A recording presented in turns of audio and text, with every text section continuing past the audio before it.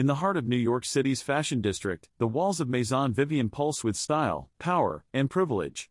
The studio was a cathedral of fabric, bolts of silk and tools stacked like sacred scrolls, interns zipping through the hallways with sketch pads and garment bags in hand.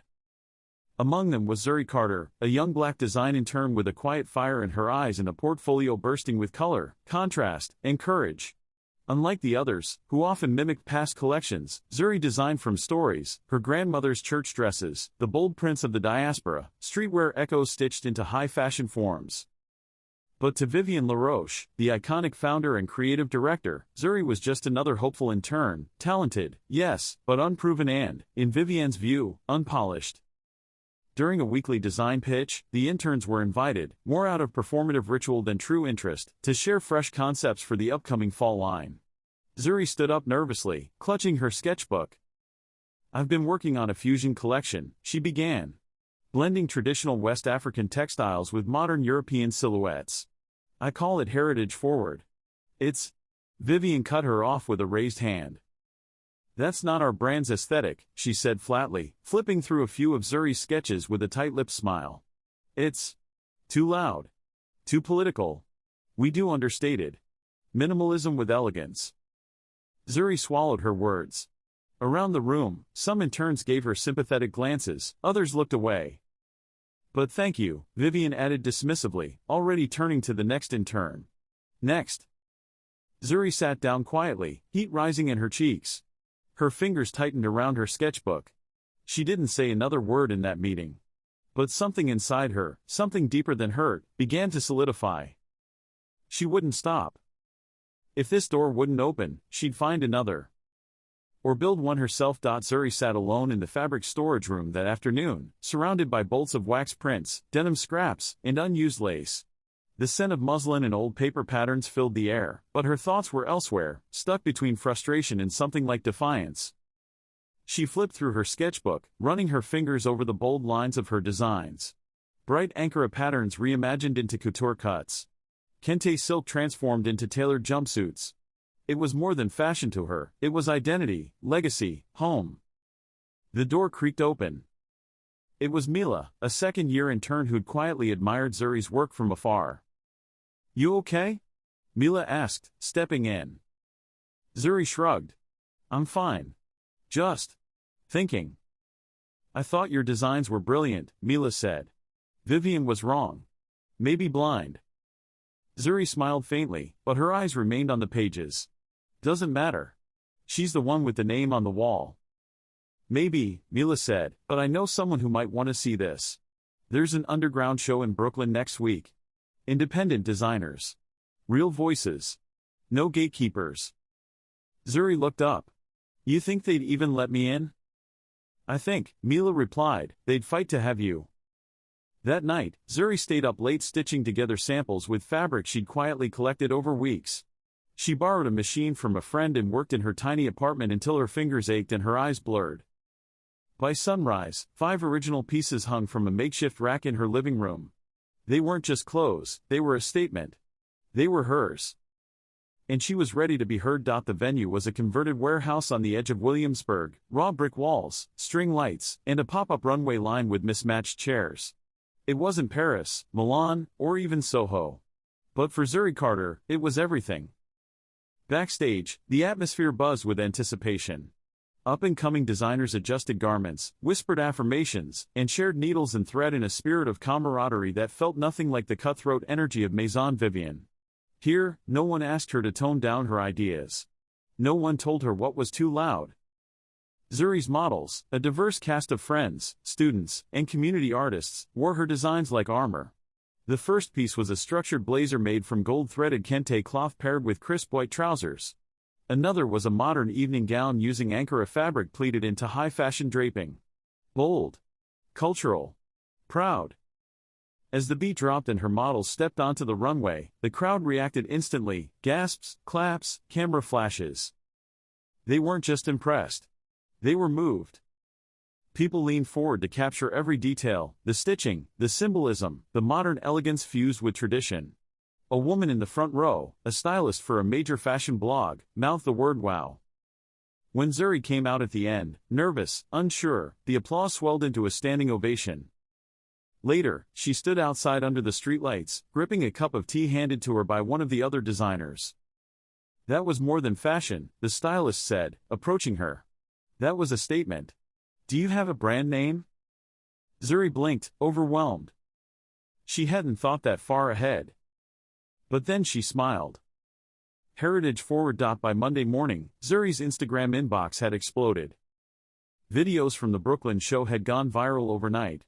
Her dramatic final gown, a bold red and black sheath made from woven batik and organza, had been reposted by several fashion bloggers with captions like "The future of couture and this is what the runway needs." Fashion micro-influencers, boutique stylists, and even a few established names started following her page. By noon, one of the pieces had made it into a buzz-style article titled, "Top 10 Breakout Designs from New York's Underground Fashion Week." Back at Maison Vivien, the studio buzzed with its usual glossy arrogance.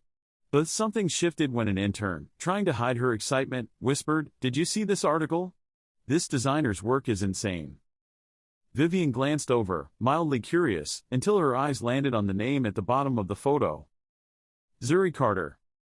Her lips tightened. Is this some side project? She never mentioned anything.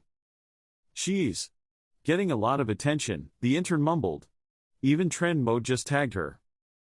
Vivien didn't respond. But her fingers, always steady, tapped once against her desk. Meanwhile, Zuri was still showing up to the studio, pretending nothing had changed. She did her work. She kept quiet. But inside, the momentum was undeniable. Emails started rolling in. "We'd love to feature your pieces in our upcoming gallery show. Would you consider showcasing in London's Independent Week?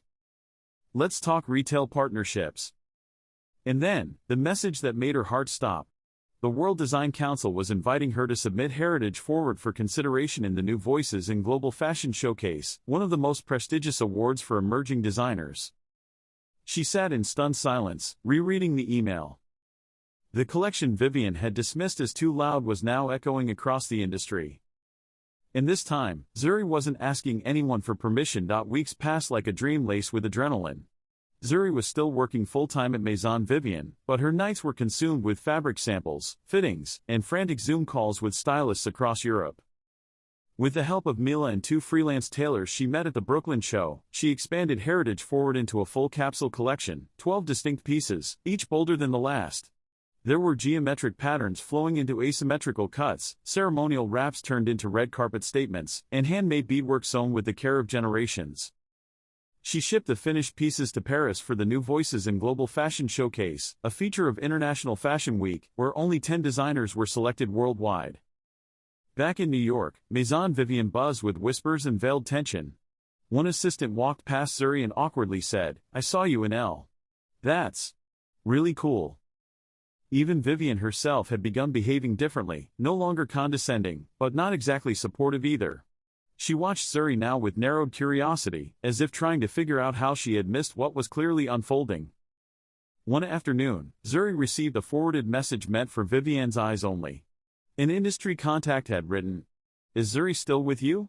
We're impressed with what she's doing. Might want to lock her in before someone else does." That evening, Vivien called Zuri into her office. "I've been thinking," she said, crossing her legs and offering a brittle smile. "You've grown. I may have underestimated your instincts. I'd like you to co-develop our next line." Zuri paused, gaze calm. "Actually," she replied, "I'm going to focus on my own label after the showcase." Vivien blinked, surprised. "You are turning this down?" "I'm building something that reflects me," Zuri said softly. "And it turns out the world is ready for it, even if you weren't." Vivien had no reply. As Zuri walked out of the office for the last time, the studio lights seemed a little less bright. But her future? Blinding. The lights dimmed inside the Palais de Tokyo in Paris as an expectant hush fell over the international crowd of critics, editors, and fashion elite. The runway sparkled beneath soft golden spotlights. It was the final day of the New Voices in Global Fashion Showcase, and the buzz in the room was electric.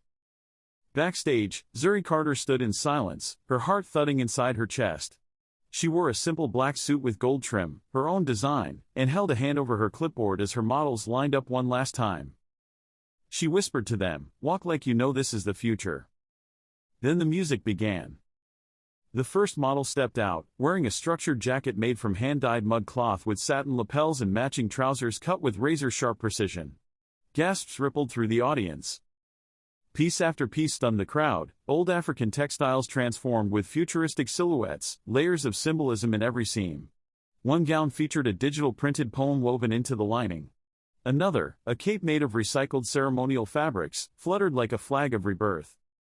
By the time the final look reached the end of the runway, a sculptural dress inspired by both Yoruba ceremonial wear and haute couture draping, the entire audience was on its feet. People weren't just clapping. They were cheering. When Zuri walked out for her bow, blinking against the stage lights, it hit her, this moment was hers. Entirely. No borrowed name, no permission given. Just vision, voice, and courage rewarded. Backstage, she was mobbed by journalists, designers, and buyers. "Who is your mentor?" one asked breathlessly. Zuri smiled. "My grandmother," she said. "She used to tell me, they may not see you at first, but they will feel you." Back in New York, fashion blogs exploded with praise. "The future has a name," Zuri Carter, read Vogue International. "Heritage meets high fashion in show-stopping Paris debut," declared Fashion Wire. Photos of her final gown made the front pages of design journals, and within days, Heritage Forward was trending across social media platforms. Zuri received invitations to collaborate with major houses, speak at design schools, and even sit on advisory panels for diversity in fashion. She didn't just arrive, she redefined the space. Meanwhile, back at Maison Vivienne, the atmosphere had grown cold. Vivienne Laroche sat in her glass office, a printed copy of Women Who Are Changing Fashion magazine on her desk. Zuri graced the cover, radiant, powerful, unapologetically herself. Her interns whispered in corners now, not about Vivienne's next line, but about Zuri's independent label, which had just been acquired for development by a global fashion group. One afternoon, an email came addressed to Zuri, forwarded to Vivienne by mistake. "We'd love to feature you as the keynote speaker at the World Fashion Equality Summit. Your voice is exactly what this industry needs." Vivienne read it in silence, her fingers tightening. Weeks later, Vivienne attended the summit herself, front row seat reserved under her name, mostly out of habit. She watched as Zuri took the stage in a tailored Ankara blazer and black slacks. Her presence was magnetic. Zuri didn't gloat. She didn't even mention Vivienne's name. Instead, she spoke with poise about creativity, inclusion, and the power of being seen. Vivienne sat still, her chest tight, as the crowd rose in a standing ovation. It was the kind of admiration she hadn't felt in years, and it wasn't hers. As Zuri walked backstage, she caught a glimpse of Vivienne in the audience. Their eyes met. Vivienne gave a slight, stiff nod. Zuri responded with something softer, a knowing smile, before turning away. She had arrived. And she had done it on her own terms.